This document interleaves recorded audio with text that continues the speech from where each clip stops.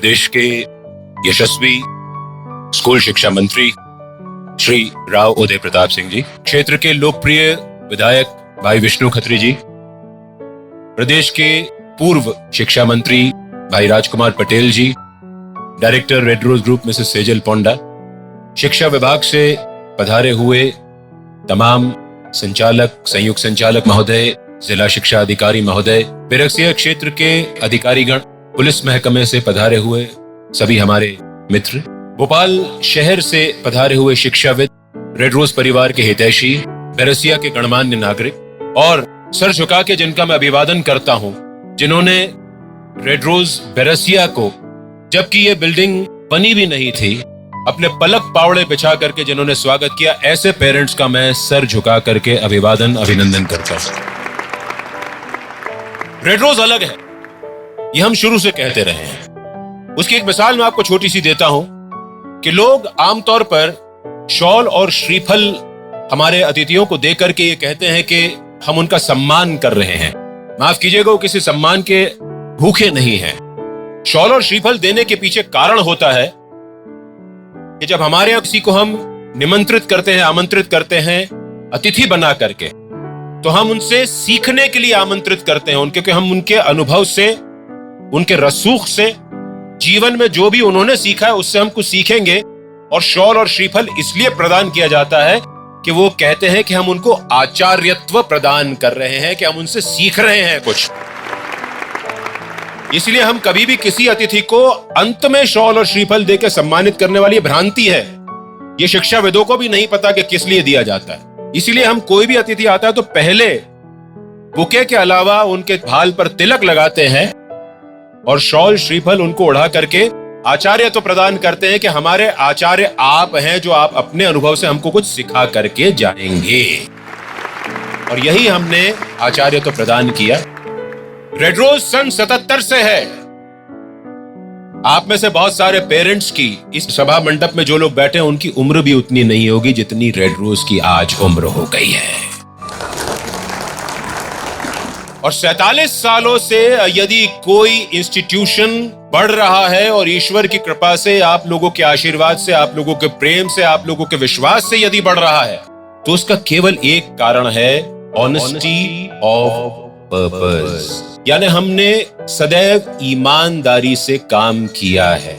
और यही कारण है कि रेड रोज आज भी भोपाल के बाहर पहला कदम उसने शैशव काल है। 47 साल किसी व्यक्ति की उम्र में बहुत बड़ी आयु हो सकती है, लेकिन एक इंस्टीट्यूशन के उम्र में, संस्थान के उम्र में अभी तो शैशव काल चल रहा है। अभी तो हमने पैर बढ़ाना शुरू किए हैं, चलना शुरू किया है। और कब ये संस्थान दौड़ करके हिंदुस्तान के किन स्कूलों को, किन शहरों को अपने रेड रोज की सुवास से सुगंधित करेगा, ये हमें भी नहीं पता है। क्योंकि रेड रोज तो ऐसा है, एकमात्र ऐसा फूल है जो हर मौसम में खिलता है। बाकी सारे फूलों के खिलने का मौसम होता है, रेड रोज खिलने के लिए मौसम नहीं देखता है। उसकी खुशबू 12 महीने चलती है। और रेड रोज की एक और खूबी है, खासियत है कि रेड रोज हमेशा कांटों में पनपता है। इसलिए बिना मुश्किल के रेड रोज के कभी कोई काम नहीं होते हैं। लेकिन होते हैं तो ऐसे होते हैं कि दुनिया भी अचंभित होकर के, चमत्कृत होकर के देखती है। रेड रोज एकमात्र ऐसा स्कूल है, मैंने अपने अनुभव में देखा है, जो ये कहता है, करता है, मानता है और जानता है, और उसने करके दिखाया है कि आपके बच्चे के मार्कशीट पर मार्क्स जीवन में उसकी सफलता की गारंटी नहीं होते हैं। आपके बच्चे की सफलता उन मार्क्स से बढ़कर के होती है। मैंने कितने ही स्टूडेंट्स देखे इतने सालों में, जो पढ़ने में, जो आपके अनुसार, जिसको पढ़ाई को आप परिभाषित करते हैं, उस पढ़ाई में यदि वो 33% मार्क्स लेकर के भी पास हुए, लेकिन जीवन में आज बहुत सफल हैं। और सफलता का मायना रेड रोज ये नहीं निकालता कि इसने बहुत धन कमाया हो, पैसा कमाया हो। सफलता के असली मायने हैं कि वो बच्चा कितना खुश रहता है और कितनों को खुश रखता है। इस स्कूल में पढ़ाने का सबसे बड़ा फायदा यह होता है कि आपके बच्चे पर पढ़ाई का प्रेशर नहीं होता। यहां केवल किताबी कीड़ा बनाने के लिए हम बच्चों को नहीं अपने यहाँ दाखिला देते। हम तो कहते हैं आओ और तुम्हारी पर्सनालिटी को हम निखार करके बाहर करेंगे। और आज पिछले 47 सालों में रेड रोज ने जितने बड़े बड़े ओहदों पर सुशोभित लोग हैं इस देश में विदेश में, चाहे वो सॉफ्टवेयर प्रोफेशनल्स हो, चाहे वो एंटरप्रेन्योर्स हो, चाहे वो म्यूजिक इंडस्ट्री में हो, चाहे वो फिल्म इंडस्ट्री में हो, रेड रोज की सुवास पूरी दुनिया में फैला रहे हैं वो बच्चे। और मैं आशा करता हूं कि आपका पोर्टफोलियो अगले 2 साल नहीं बदला जाएगा।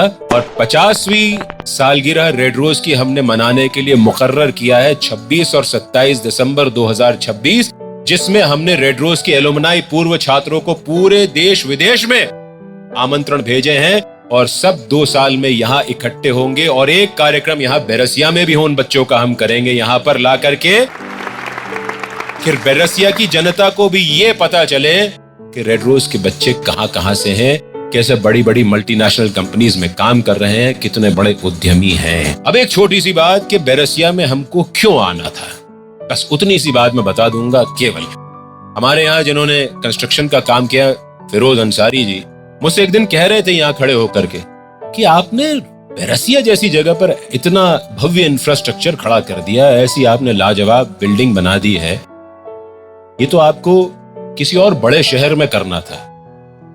मैंने कहा यही तो हम लोग मात खा जाते हैं। जो लोग ये समझते हैं कि इस देश का भविष्य शहरों में बसता है, वो गलत समझते हैं। इस देश का भविष्य गांवों में बसता है। और आज नहीं, जब सिंधी कॉलोनी में हमारा स्कूल शुरुआत हुई थी तब से बैरसिया से बच्चे सिंधी कॉलोनी आते रहे, फिर बाद में लांबा खेड़ा आते रहे। अभी भी 3 बसेस भर करके बच्चे रेड रोज लांबा खेड़ा बैरसिया से डेली अप डाउन करते हैं। उनको मैं देखता हूं कि उनके माता पिता में कितनी ललक है कि रोज 35-40 किलोमीटर का सफर करके बच्चे जाते हैं, वापस आते हैं। तो हमने कहा कि बच्चे हमारे पास शिक्षा मांगने आए, इससे बेहतर है कि शिक्षा उन तक पहुंचे। और शिक्षा उन तक पहुंचेगी तो फायदा क्या होगा? क्यों हमने बैरसिया में एक छोटा सा यूनिट नहीं बनाया? क्या कारण है?